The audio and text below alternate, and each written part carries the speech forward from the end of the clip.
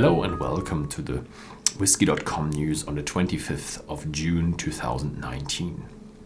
And we have a number of very interesting news, and we start off with Glenfiddich.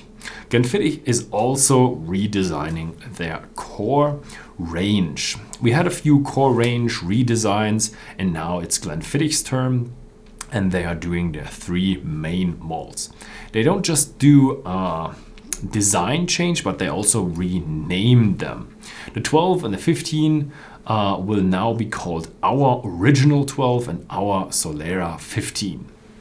And they will get a new design, and they will emphasize the V on the bottle that shows the valley of the deer.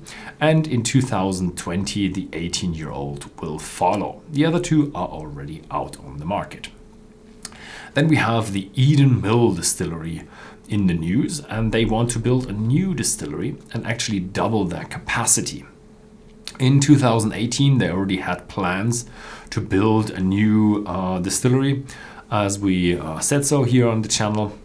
And they thought about building it on an old paper factory, but now they found a new location, and they want to build it on the university campus of St. Andrews.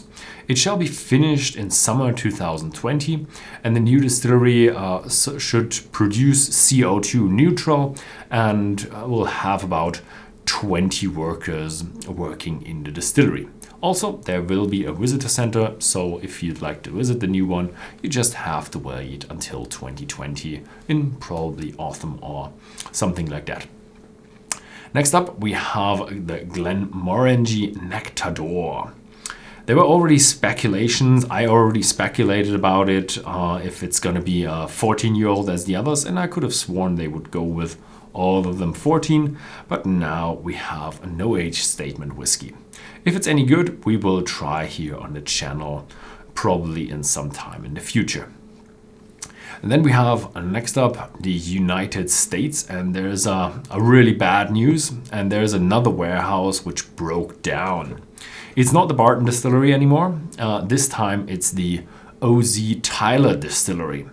It's a distillery that has recently been opened. It was opened in 2016, so 3 years ago.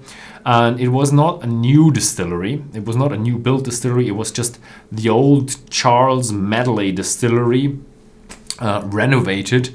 So they probably renovated a lot. They didn't probably renovate the warehouses. So one of the warehouses broke down, 4,500 barrels. And luckily there has been little to none environmental damage due to the liquor spilling. Next up, a bit of a better news. The heavy metal band Slipknot will bring out their first whiskey. We actually know quite a lot about that whiskey. We know the mash bill is going to be 56% corn, then we're going to have 36% rye and 9% malted barley.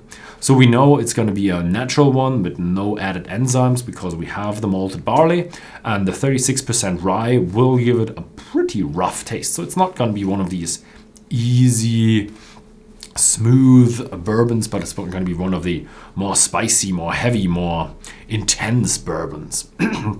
It's going to come in two variants, 45% and 49.5%, so nearly 100 proof and 90 proof. And it's going to be available in August, and probably it will first be available in the United States, or only be available in the United States. Probably if they become very successful, it will go to the international markets as well.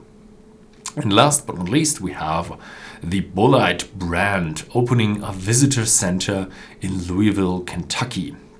Yeah, the Diageo spent about $10 million to open a new visitor center, and it's going to be where you can learn about the whiskey making, learn about the Bulleit bourbon, and also it's going to have a cocktail bar in it where you can enjoy Bulleit cocktails. And what is really nice is that they work together with the University of Kentucky, and they created a bio garden, an organic garden, and the organic garden is going to grow the garnish that is going to use in the cocktail. So they're going to grow some oranges and some physalis and some other stuff that you can put on top of your cocktail, so it makes it look nice. Yeah, so that is the news for this week. Thank you very much for watching, and see you next time.